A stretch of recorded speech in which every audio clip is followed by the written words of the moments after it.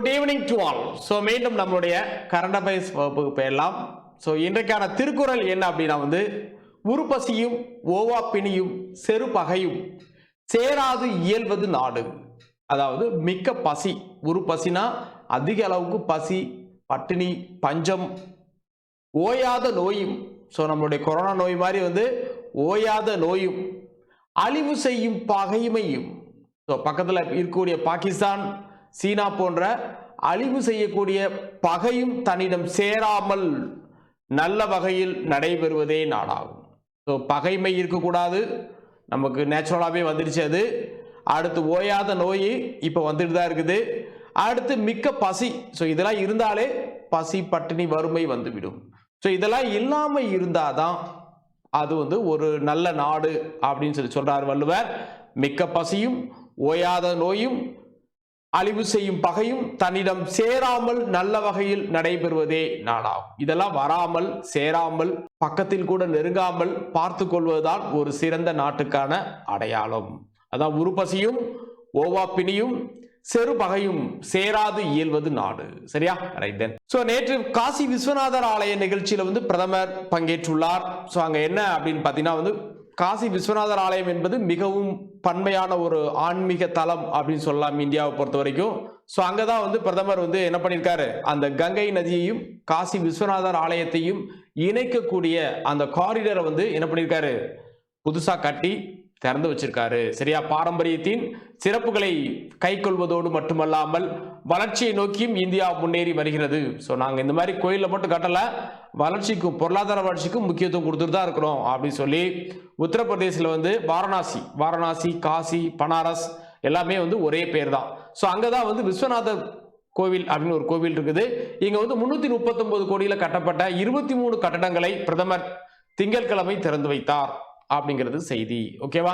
இதுல ஒண்ணு என்ன அப்படின்னு பாத்தீங்கன்னா கங்கை நதியிலிருந்து கங்கை நதியையும் அந்த கோவிலையும் இணைக்கக்கூடிய இடம், சுற்றுலா பயணிக்கான ஓய்வு மையம், அருங்காட்சியகம், காட்சி அரங்கம், உணவு மையங்கள் உள்ளிட்ட வசதிகள் புதிய வளாகத்தில் ஏற்படுத்தப்பட்டுள்ளன. ஸோ முன்னாடிலாம் பார்த்தீங்கன்னா காசி ரொம்ப டஞ்சன் மாதிரி இருக்கும், ஒரு சின்ன இடத்துல தான் கோவில் மாதிரி இருக்கும். இப்போ அது எல்லாத்தையும் அகலப்படுத்தி விரிவுபடுத்தி அதை புனரமைச்சிருக்காங்க அப்படிங்கிறதான் இந்த செய்தி. சரியா? தென் முகலாய அரசர் அவுரங்கசீப் எத்தகைய தாக்குதல்களை மேற்கொண்டார் காசி மீது அப்படின்னு சொல்லி அந்த வரலாற்று ரீதியாகவும் சில செய்திகளை பேசியிருக்கிறார். தென் நெக்ஸ்ட் பார்த்தீங்கன்னா பாரதியினுடைய பாடலை மேற்கோள் காட்டியிருக்கிறார். காசி நகர் புலவர் பேசும் முறைதான் காஞ்சியில் கேட்பதற்கோர் கருவி செய்வோம் அப்படின்னு சொல்லி காசியை பத்தி பாரதியாரை இவ்வளவு பெருமையா பேசியிருக்கார் அப்படிங்கிறதையும் அங்க நினைவு கூர்ந்துள்ளார் பிரதமர். ஸோ பாரத தேசம் என்ற தலைப்பில் மகாகவி பாரதியார் எழுதிய பாடலில் வரும் வரிகள் இது. ஸோ வாரணாசியில் திங்கட்கிழமை நடைபெற்ற காசி விஸ்வநாதர் ஆலய விழாவில் பாரதியின் மேற்கண்ட பாடலை தமிழிலேயே மேற்கோள் காட்டி ஹிந்தியில் விளக்கம் அளித்துள்ளார். சரியா? ஸோ இது தமிழ்நாட்டை சேர்ந்த பாரதிக்கு ஒரு மிகப்பெரிய பெருமை அப்படின்னு சொல்லலாம். ஸோ அதே போன்று இதுக்கு முன்னாடி சிறிய இடத்தில் தான் அந்த விஸ்வநாதர் கோவில் இருந்துச்சு. இப்போ 5 லட்சம் சதுர அடியுடன் பறந்து விரிந்து பெரிய ஒரு கோவிலா நாங்கள் வடிவமைச்சிருக்கோம் அப்படிங்கிற சொல்லியிருக்காரு. தென் ஆன்மீக உணர்வின் மையமாகத்தான் வாரணாசி திகழ்ந்து வருகிறது. ஸோ ஆன்மீகம் என்றாலே இந்தியாவில் வாரணாசி ஒரு முக்கியமான இடம் அப்படிங்கிறதையும் சுட்டிக்காட்டியிருக்கிறார். அதே போன்று காசி விஸ்வநாதர் கோவிலில் மறுகட்டமைப்பு பணிகளை ராணி அகல்யாபாய் மேற்கொண்டார். ஸோ அப்படின்னா ராணி அகல்யாபாய்க்கு அடுத்து நான் மேற்கொண்டிருக்கிறேன் அப்படின்னு சொல்லி அந்த வரலாற்றில் இடம்பெறும் அந்த வாசகங்களை பேசியிருக்கிறார் அப்படின்னு சொல்லலாம். ஸோ எனக்கு முன்பு இந்த காசி விஸ்வநாதர் கோவிலை மறுகட்டமைப்பு பணிகளை செய்தவர் ராணி அகல்யாபாய். அதே போன்று சீக்கிய அரசர் ரஞ்சித் சிங் கோயிலின் மாடப்பகுதியில் தங்க தகடுகளை பதித்தார் அப்படின்னு சொல்லியிருக்கார். ஸோ இவங்களுக்கெல்லாம் அப்புறம் என்னுடைய ஆட்சி காலத்துல இந்த காசி விஸ்வநாதர் கோயிலை புனரமைச்சிருக்கேன் அப்படிங்கிறதையும் கூறினார். தென் பார்த்தீங்கன்னா வாரணாசியில் புதிய வரலாறு எழுதப்பட்டு வருகிறது. ஸோ அதான் மீனிங். அதில் ஒரு பக்கமாக இருப்பதற்கு நாம் பெருமை கொள்ள வேண்டும். அதில் என் பெயர் இடம்பெறுவது ரொம்ப பெருமை அப்படிங்கிறதையும் சொல்லியிருக்காரு. அயோத்தி ராமர் கோவில், காசி விஸ்வநாதர் ஆலயம் ஆகியவற்றை கட்டி வரும் அதே வேளையில் கடலுக்கடியில் ஆயிரக்கணக்கான கிலோமீட்டர் தொலைவுக்கான கண்ணாடி ஒளியிலை அமைக்கப்பட்டு வருகிறது அப்படிங்கிறதெல்லாம் சொல்லியிருக்கார். ஸோ அந்த அளவுக்கு எல்லாமே பொருளாதார ரீதியாகவும் ஆன்மீக ரீதியாகவும் நாங்கள் நல்ல முன்னெடுப்பு செய்து வருகிறோம் அப்படிங்கிறத கூறியிருக்கிறார். தென் தொற்றா நோய் பரிசோதனை, ஆரோக்கிய வாழ்வை மேம்படுத்துதல் ஆகிய பிரிவுகளில் தமிழக அரசுக்கு 2 விருதுகளை வழங்கி கௌரவித்தது மத்திய அரசு. சோ தொற்றா நோய், நான் கம்யூனிகபிள் டிசீஸ் சொல்லுவோம்ல, அதான் தொற்றா நோய்களுக்கான பரிசோதனை, ஆரோக்கிய வாழ்வை மேம்படுத்தல் ஆகிய 2 பிரிவுகளில் வந்து தமிழக அரசு வந்து விருது வாங்கியிருக்கு மத்திய அரசிடம் இருந்து. சோ வந்து இந்தியாவின் 75வது சுதந்திர தினத்தை கொண்டாடும் வகையில் வந்து ஆசாதி கா அம்ரித் மகோத்சவ் அப்படிங்கிற ஒரு பெருவிழா இந்திய அரசால் கடந்த நவம்பர் 16ஆம் தேதி முதல் டிசம்பர் 12ஆம் தேதி வரை கொண்டாடப்பட்டு வருகிறது அப்படிங்கிறது தெரியும். அதுல தான் இந்த விருதை வந்து மத்திய சுகாதாரத்துறை அமைச்சர் வந்து தமிழகத்துக்கு வழங்கியிருக்கிறார். இந்திய அளவில் 29,88,110 தொற்றா நோய்களுக்கான பரிசோதனைகளை செய்து முதலிடத்தையும் தமிழகம், அதே போன்று 85,514 ஆரோக்கிய வாழ்வை மேம்படுத்துவதற்கான அமர்வுகளை நடத்தி 3ஆம் இடத்தையும் தமிழக அரசு பெற்றுள்ளது. ஸோ இந்த 2 விருதும் வந்து தமிழகத்துக்கு வழங்கப்பட்டுள்ளது. அதே போன்று வந்து தமிழகத்துக்கு பெருமை சேர்க்கும் வகையில் வந்து நீலகிரி மாவட்டத்தில் உள்ள குன்னூர் வட்டாரத்துக்கு உட்பட்ட அச்சனக்கல் துணை சுகாதார நிலையத்தில் களப்பணியாளர்களின் அணி மிக சிறப்பாக பணியாற்றியதன் அடிப்படையில் அச்சனக்கல் துணை சுகாதார நிலையத்துக்கு மிக சிறந்த துணை சுகாதார நலவாழ்வு மையத்துக்கான விருதும் வழங்கப்பட்டுள்ளது அப்படிங்கிறத இந்த செய்தியில இங்க சொல்லியிருக்காங்க. சரியா?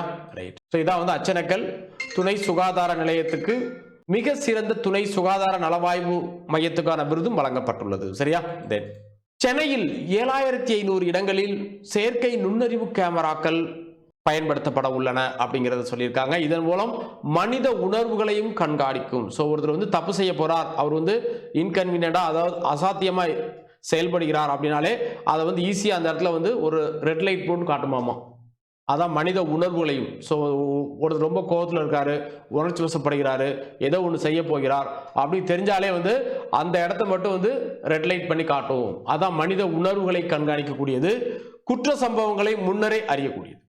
யாரோ ஒருவர் வந்து ஒருத்தர் வந்து ஃபாலோ பண்ணிட்டு போறாங்க, அல்ல வந்து திருட்டு நடக்க போகுது அல்லது கொள்ளை நடக்க போகுது அப்படின்னு தெரிஞ்சா அதை முன்னமே கண்டறிஞ்சு அந்த இடத்துல ரெட் லைன் பண்ணி காட்டும். ஸோ அந்த அளவுக்கு செயற்கை நுண்ணறிவு கேமராக்கள் இந்த சென்னையில் வந்து பயன்படுத்தப்பட உள்ளனர் அப்படிங்கிறத சொல்லியிருக்காங்க. அது 7,500 இடங்கள்ல சுமார் 80% வழக்குகளில் துப்பு துலக்குவதற்கு கண்காணிப்பு கேமராக்களே காவல்துறைக்கு உதவுகின்றன அப்படிங்கிறதா உண்மை. சென்னையில் கடந்த காலங்களை விட தங்கச்சங்கிலி பறிப்பு 50%, கொள்ளை 24%, அடிதடி மற்றும் மோதல் 11% குறைந்திருப்பதாக காவல்துறை தெரிவிக்கிறது. ஸோ யார் எங்க தப்பு பண்ணாலும் ஈஸியாக அந்த கேமரா வந்து காட்டி கொடுத்துரும் அப்படிங்கிறத சொல்லியிருக்காங்க. சரியா?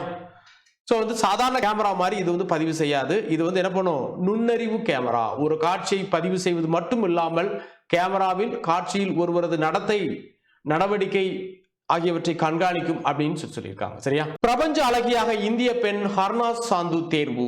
ஸோ இஸ்ரேல் நாட்டில் நடைபெற்ற பிரபஞ்ச அழகி போட்டியில 1994 முதல்ல சுஸ்மிதா சென் வாங்கியிருந்தாங்க. அடுத்து வந்து 2000ஆவது ஆண்டுல வந்து லாரா தத்தா வாங்கியிருந்தாங்க. இப்போ 3வது முறையாக இஸ்ரேல் நடைபெற்ற இந்த போட்டியில சண்டிகர் நகரை சேர்ந்த ஹர்னாஸ் சாந்து அப்படிங்கிறவங்க வந்து தேர்வு செய்யப்பட்டுள்ளனர் என்பதுதான் செய்தி. ஓகேவா? இவருக்கு சொந்த ஊர் வந்து சண்டிகர் என்பதும் குறிப்பிடத்தக்கது.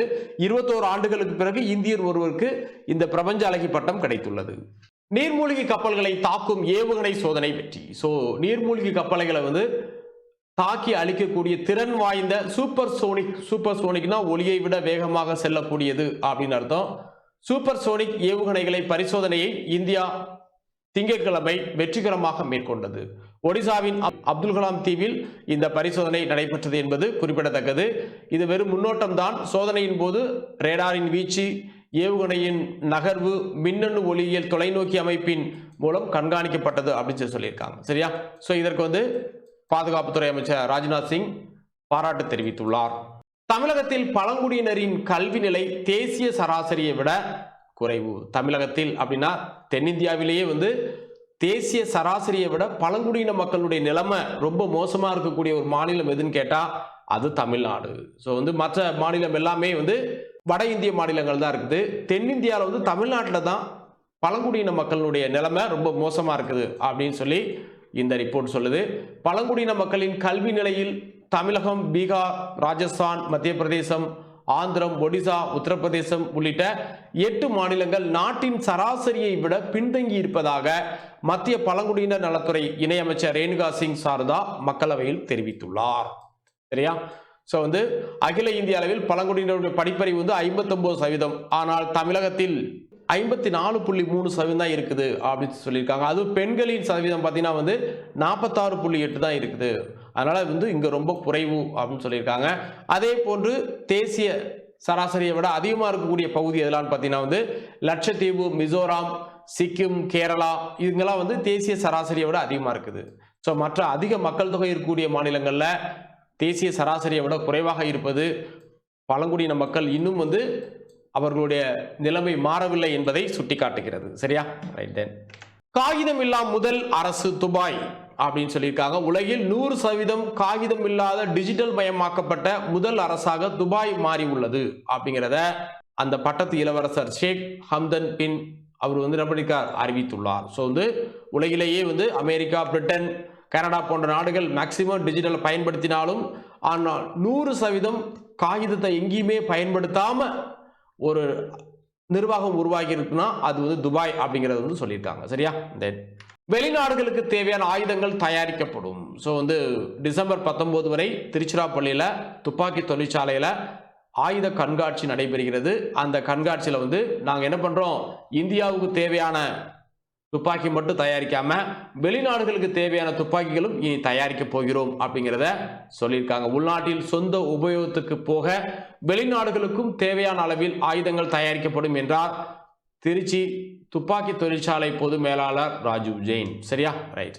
ஸோ அங்கதான் இது நடந்திருக்குது. இந்தியா மற்றும் இஸ்ரேல் நாடுகளின் கூட்டு முயற்சியால் உருவாக்கப்பட்டுள்ள இந்த வகையிலான துப்பாக்கி நிறைய வகையான துப்பாக்கி செய்யறாங்க. அதுல வந்து இஸ்ரேல் அண்ட் ரஷ்யா 2 நாடுகள் வந்து துப்பாக்கி செய்வதில் இந்தியாவுக்கு வந்து மிகப்பெரிய உதவி செய்து வருகிறது அப்படிங்கிறத நம்ம கடந்த காலங்களில் பார்த்து வருகிறோம். ஸோ அதில் ரஷ்யா இப்போ AK-47, 203 இது போன்ற துப்பாக்கியெல்லாம் வந்து அவங்க தான் பண்ணி கொடுத்தாங்க. சரியா? தென் மத்திய அரசு ஊழியர்கள் மீதான ஊழல் புகார்களை தெரிவிக்க லோக்பால் இணையதளம். ஸோ இனி வந்து நேரடியாக போய் நம்ம வந்து புகார் அளிக்க வேண்டியதில்லை, இணையதளத்திலே என்ன பண்ணிடலாம், புகார் அளிச்சிடலாம் அப்படிங்கிறத அதற்கான இணையதளத்தை வந்து தொடங்கியிருக்காங்க. ஸோ இந்த லோக்பால் எப்போ ஆரம்பிக்கப்பட்டதுன்னா 2013ஆம் ஆண்டு உருவாக்கப்பட்டதான் லோக்பால். அதனுடைய தலைவராக தற்பொழுது இருப்பவர் பினாகி சந்திரகோஸ் என்பவர் இருக்கிறார், நீதிபதி. சரியா? ஸோ இந்த லோக்பால் ஆணையத்துக்கு வந்து என்ன பண்ணியிருக்காங்க, லோக்பால் online.gov.in அப்படின்னு சொல்லி ஒரு இணையதளம் தொடங்கி மத்திய அரசின் பல்வேறு தரப்பு ஊழியர்கள் மீதான புகார்களை இந்த ஆன்லைன்ல என்ன பண்ணலாம், நீங்க வந்து புகார் தெரிவிக்கலாம் அப்படிங்கிறத உருவாக்கியிருக்காங்க. சரியா? ரைட். உச்ச நீதிமன்ற உயர் நீதிமன்ற நீதிபதிகளுக்கு ஓய்வூதியத்தை உயர்த்தி வழங்கும் மசோதா.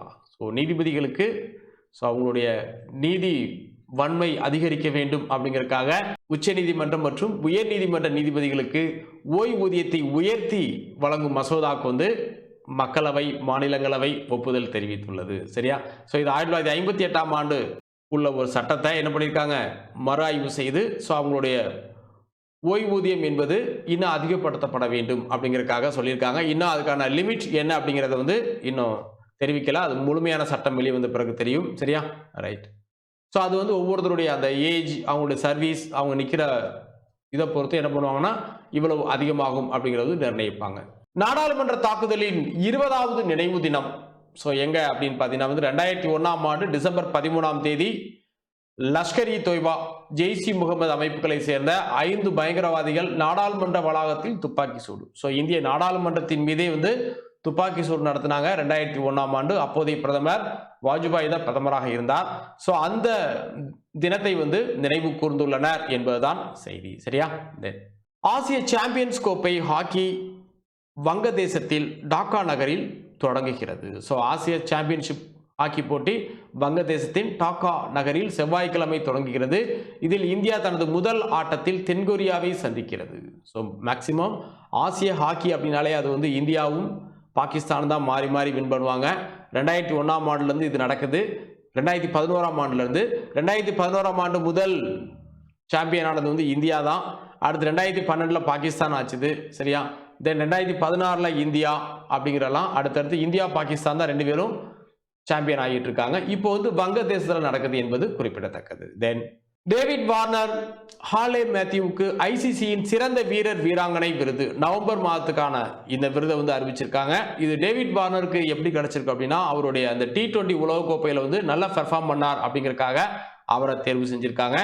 ஐசிசியின் நவம்பர் மாதத்துக்கான சிறந்த வீரர் விருதை ஆஸ்திரேலியாவின் வீரர் டேவிட் வார்னரும், சிறந்த வீராங்கனை விருதை மேற்கிந்திய தீவுகளின் ஹாலே மேத்யூவும் பெற்றார்கள் என்பதுதான் குறிப்பிடத்தக்கது. தென் புதுச்சேரியில் தியாக சுவர் முதல்வர் ரங்கசாமி அடிக்கல் நாட்டினார். நாட்டின் 75வது சுதந்திர தினம் 2022ஆம் ஆண்டு நாம் அனுசரிக்க உள்ளோம். அதனை முன்னிட்டு 100 அடி உயர தேசிய கொடிக்கம்பத்துடன் தியாக சுவர் கட்டப்பட புதுச்சேரி அரசு தீர்மானித்துள்ளது. அதற்கான அடிக்கல்லை புதுச்சேரியின் முதல்வர் என் ரங்கசாமி நாட்டினார் என்பதுதான் செய்தி. சரியா? தமிழகத்தில் விரைவாக கட்டட மனை பிரிவுகள் மனைகளுக்கு 60 நாட்களுக்குள் அனுமதி வழங்கும் வகையில் விரைவில் ஒற்றை சாளர முறை அறிமுகம் செய்யப்படும். ஏன்னா கட்டடங்கள் துறையில தான் தமிழ்நாடு மிகப்பெரிய அளவுக்கு வளர்ந்து வருகிறது. அதுவும் பார்த்தீங்கன்னா மாநிலத்தின் ஒட்டுமொத்த பொருளாதார வளர்ச்சியில் கட்டுமான தொழில் முக்கிய பங்கு வகிக்கிறது. மாநிலத்தின் மொத்த உற்பத்தி வருவாயில் 18.3% இந்த கட்டுமான தொழில் பங்கு வகிக்கிறது அப்படின்னு சொல்லியிருக்காரு முதல்வர். ஸோ அப்போ எந்த செய்தியில் அப்படின்னு பார்த்தீங்கன்னா கிரடாய் அமைப்பின் தமிழ்நாடு பிரிவு சார்பில் ஸ்டேட்கான் என்ற 2 நாள் மாநாடு சென்னையில் நடைபெற்று வருகிறது. ஸோ அதில் பார்ட்டிசிபேட் பண்ணி தான் இந்த மாதிரி பேசியிருக்கார். சரியா? ரைட். அது இல்லாமல் இன்னொரு முக்கியமானது 2031ஆம் ஆண்டுக்குள் தமிழகத்தை குடிசை இல்லாத மாநிலமாக மாற்ற இலக்கு நிர்ணயித்துள்ளோம் அப்படின்னு சொல்லியும் முதல்வர் ஸ்டாலின் பேசியிருக்கிறார். இலங்கையின் பயன்பாட்டுக்காக அச்சடித்த ராஜராஜ சோழன் காலத்து ஈழ காசுகள் கண்டுபிடிக்கப்பட்டுள்ளது. எங்க அப்படின்னா ராமநாதபுரம் மாவட்டம் திருப்புலானி அருகே ஒரு அரசு மேல்நிலை பள்ளியில கண்டுபிடிச்சிருக்காங்க. ராஜராஜ சோழன் காலத்து ஈழ காசுகள் இலங்கையில பயன்படுத்துறதுக்காக இந்த காசை அச்சடிச்சிருக்காங்க. அந்த காசுகளை கண்டுபிடிச்சிருக்காங்க. சரியா? தென் பிரிட்டனின் முதல் ஓமைக்ரான் உயிரிழப்பு. ஸோ நம்மளுடைய ஆசிய நாடுகள்லாம் இல்லை, ஒன்றும் பயந்துக்க வேண்டாம். ஸோ இதுவும் ஓமைக்ரானா அப்படிங்கிறது அந்த நாட்டு பிரதமர் உறுதிப்படுத்தியிருக்கிறார். முதல் முறையாக எங்க ஓமைக்ரான் வைரஸ் மூலம் ஒருத்தர் இறந்திருக்கிறார் அப்படின்னா அது பிரிட்டன் அப்படிங்கிறது உறுதிப்படுத்தியிருக்காங்க. ஸோ அதனால் பெரிய அளவுக்கு இல்லை, அது சொல்லப்பட்டு பல நாட்களுக்கு பிறகுதான் அந்த உயிரிழப்பு. அதற்கு என்ன ரீசன் அப்படின்னு சொல்லி முழுமையாக கண்டுபிடித்தால் தான் தெரியும். ஆனால் ஓமைக்ரான் இருந்துச்சு, அதனால் இறந்துட்டார் அப்படிங்கிறத மேலோட்டமாக சொல்லியிருக்காங்க. சரியா? ரைட். ஓகே. தென் இருந்தாலும் நாம் நம்மை பாதுகாத்துக் கொள்வது மிக முக்கியத்துவம். ஸோ அதனால் சுய பாதுகாப்பு, அதாவது முகக்கவசம் அணிவது, இது போன்ற சுய பாதுகாப்பை நாம் கடைபிடிக்க வேண்டும் என்பதுதான் இதன் மூலம் நாம் தெரிந்து கொள்வது. தென் ஸோ இன்றைக்கான கேள்விகள் என்ன அப்படின்னு பார்த்தீங்கன்னா காசி விஸ்வநாதர் கோவில் எந்த நதிக்கரையில் அமைந்துள்ளது? கங்கை நதிக்கரையில் அமைந்துள்ளது. தென் காசி விஸ்வநாதர் கோவிலின் மறுகட்டமைப்பு பணிகளை மேற்கொண்டவர் ராணி அகில்பாய், தற்போது பிரதமர் நரேந்திர மோடி. காசி விஸ்வநாதர் கோவிலில் மாடப்பகுதியில், இது பாடப்பகுதியில் இருக்குது, மாடப்பகுதியில் தங்க தகடுகளை பதித்தவர் ரஞ்சித் சிங், சீக்கிய அரசர். காசி விஸ்வநாதர் ஆலய விழாவில் யாருடைய பாடலை பிரதமர் மேற்கோள் காட்டினார் அப்படின்னா பாரதியாருடைய பாடலை மேற்கோள் காட்டினார். முதல் ஓமைக்ரான் உயிரிழப்பு நடந்த நாடு பிரிட்டன். 2017ஆம் ஆண்டு 3வது கண் என்ற பெயரில் எந்த திட்டம் முன்னெடுக்கப்பட்டது? கண்காணிப்பு கேமரா பொருத்தும் திட்டம் சென்னையில். தமிழ்நாட்டில் ஆயுத கண்காட்சி எங்கு நடைபெறுகிறது அப்படின்னா திருச்சிராப்பள்ளி. உலகிலேயே காச நோயாளிகள் அதிகமாக உள்ள நாடு இந்தியா. இந்திய லோக்பால் அமைப்பின் தலைவர் பினாகி சந்திரகோஸ். இந்தியாவில் லோக்பால் எந்த ஆண்டு உருவாக்கப்பட்டது? 2013ஆம் ஆண்டு. நீர்மூழ்கி கப்பல்களை தாக்கும் ஏவுகணை சோதனை எங்கு நடைபெற்றது? அப்துல் கலாம் தீவு, ஒடிசா. அகில இந்திய அளவில் பழங்குடியினரின் கல்வியறிவு சதவீதம் எத்தனை? 59%. பழங்குடியினரின் கல்வியறிவு தேசிய சராசரியை விட குறைவாக உள்ள தென்னிந்திய மாநிலம் தமிழ்நாடு. தென்னிந்தியாவிலே தமிழ்நாடு மட்டும் தான் இருக்குது. இந்திய நாடாளுமன்றத்தின் மீது தாக்குதல் நடத்தப்பட்ட ஆண்டு 2001. ஆசிய சாம்பியன்ஷிப் ஹாக்கி போட்டி எங்கு தொடங்கியது? டாக்கா. ஐசிசியின் நவம்பர் மாதத்துக்கான சிறந்த வீரர் விருதை பெறுபவர் டேவிட் வார்னர். தேசிய கொடி ஏற்றும் வகையில் 100 அடி உயர கொடிக்கம்பம் தியாக சுவர் எங்கு அமைக்கப்பட உள்ளது? புதுச்சேரி. இஸ்ரேல் நாட்டில் நடைபெற்ற பிரபஞ்ச அழகி போட்டியில் 21 ஆண்டுகளுக்கு பிறகு தேர்வான இந்தியர் ஹர்னாஸ் சாந்து. இந்தியாவில் இருந்து இதுவரை பிரபஞ்ச அழகியாக தேர்வு செய்யப்பட்டவர்கள் சுஸ்மிதா சென், லாரா தத்தா, ஹர்னாஸ் சாந்து.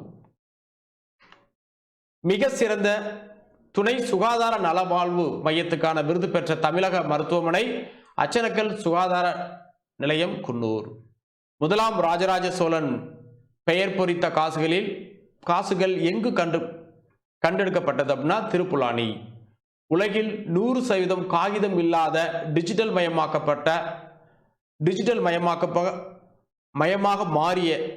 மயமாக மாறிய முதல் அரசு எதுன்னு கேட்டா அது துபாய். இதான் இன்றைக்கான கரண்ட் அஃபேர்ஸ் கேள்விகள். மீண்டும் நாளை சந்திப்போம். தேங்க்யூ.